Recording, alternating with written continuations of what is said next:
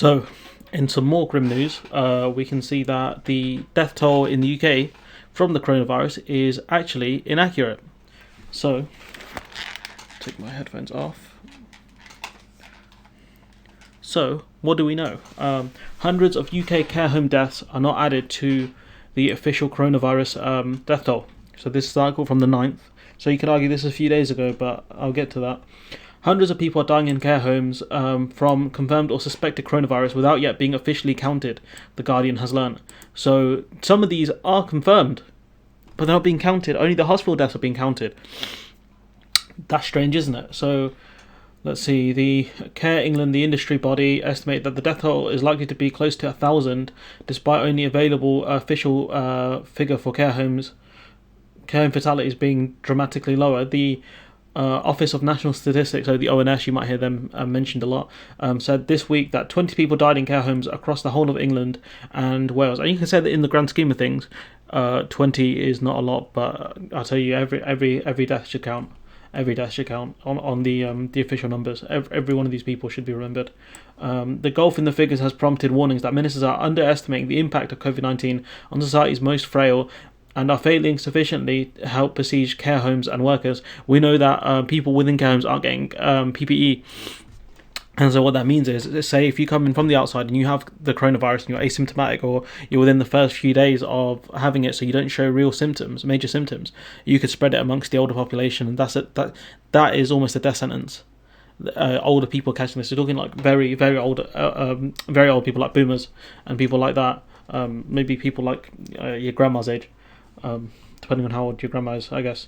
That's not important. What is important is the fact that, around 7% of residents in one Yorkshire home for people with dementia operated by the Medical Health Association, the UK's largest charitable provider of care homes, are suspected of being infected. 13 people have died in another one of MHA's Yorkshire homes, and 11 have died in Northamptonshire. Oh, I did not know that. And the local press aren't covering this either. Chronicle and Echo, do a better job.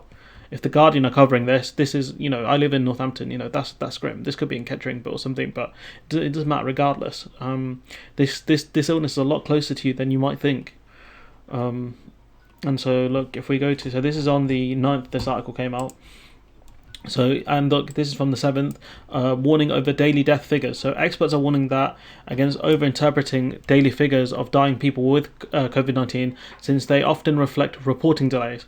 So spikes or dips may in part reflect bottlenecks in the reporting system rather than a real change in the trend. So on Monday, 439 coronavirus deaths were recorded in the UK, down from 261. So you think, okay, that's great. The trend is going down, or the data shows that the number's going down. But hang on, on Sunday and Saturday, 708. So it goes back up because there's a reporting backlog. So hospitals may not have the time to update the numbers, or maybe someone dies in a late night, so it gets updated tomorrow. I don't have the exact knowledge on this. And these reveal that between the 11th of March and the 1st of April, there were about 300 more deaths than previously thought during this period. So 300 more people died during those weeks. And if we have a look at the old calendar, so between the 11th and the 1st, so that's about about 3 weeks exactly. So in 3 weeks, you could argue 100 people extra died a week, and it wasn't reflected in the numbers. Professor Jim Naismith at Oxford University said, because of the understandable delays in reporting by NHS Trust, the figures included deaths that may have happened up to 2 weeks ago. So the NHS is struggling to update these numbers, and so the actual official numbers are not accurate on 2 counts now. So on 2 counts are inaccurate. One is the fact that there's a reporting lag shown by this article here, and 2, they're not counting the deaths within care homes and the people that have died at home from the coronavirus. And if we go to this article here, this is yesterday. Coronavirus, 13 people die at Stanley Care Home. Manchester Stanley Care Home in Stanley said they were devastated by the deaths. The first death was in late March, with the latest confirmed by the home operator Care UK on Monday. It has not been disclosed how many other residents at the 72-bed home are ill. So this place can hold up to 72 people. They have no idea how many people are ill. 5 deaths were announced overnight on Sunday, the 13th. So, was that last month? No. Have I read that wrong?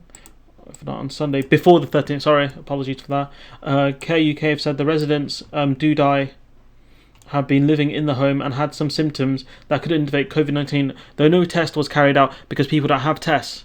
So if you can't test people, you don't know if these people actually have coronavirus. So what do you do? Do you force old people to self-isolate without being sure that they have it? Or do you confirm that they have it and say, look, you need to self-isolate? And what else is that the people have... Despite all this happened, they continue to deliver the best of care. They have had all the necessary PPE and been using it meticulously since the first case has been seen over the last month. So according to this care house, they do have PPE, but according to other reports, they don't. Now, if we go to the final article in this one, this is the BBC article that came out 33 minutes ago. So this video is going to go about 6 o'clock, hopefully today. So this is a fresh one, a fresh article, that basically the death toll from older people that die at home or in care homes or wherever they are outside of a hospital are not being counted.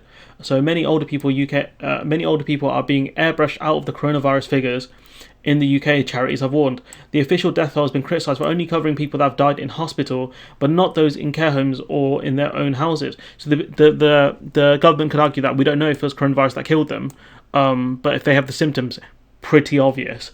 So the Work and Pensions Secretary. So let's Google who this person is, because I've not heard of her. Theresa Coffey.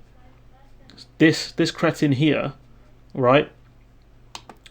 Yeah, has said that they based it on hospital deaths because it's accurate and quick. So it's quicker, but it's not accurate. Obviously, if you're not counting all the deaths. So she's obviously lying. So let's get that one on the record. Theresa Coffey, or however you pronounce her name, liar.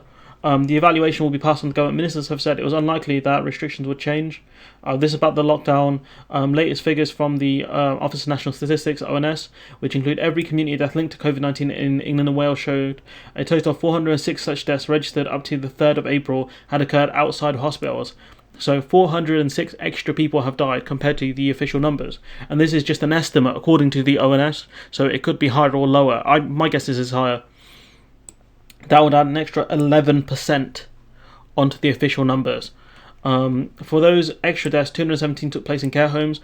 That makes a lot of sense because a lot of older people there. 33 in hospices. I think hospices are where you go when you're near death.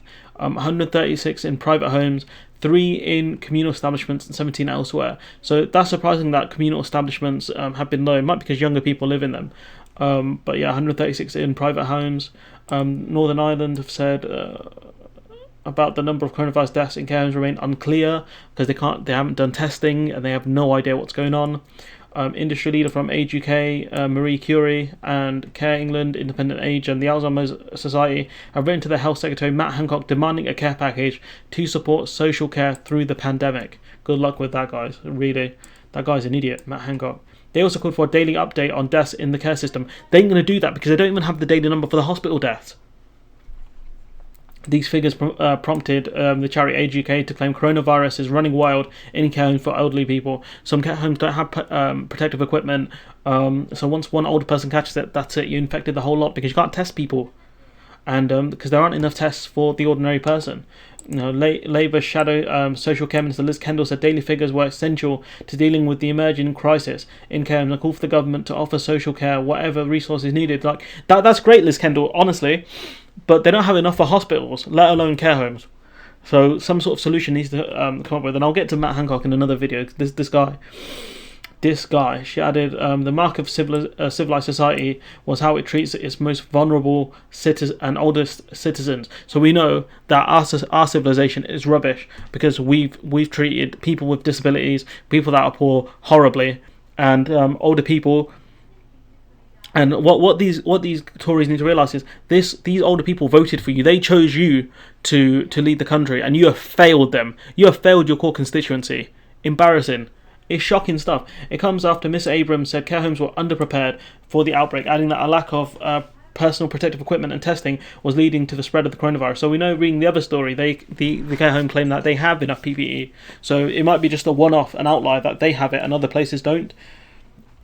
However, Miss Kofi told the Today programme that the care sector was not being left behind, adding that PPE was being delivered to 26,000 care settings across the country, including care homes. Are you just delivering this now? Has this been recently delivered? Because if it is, it's very late. It's too late. This Kofi, another one in the government spin operation.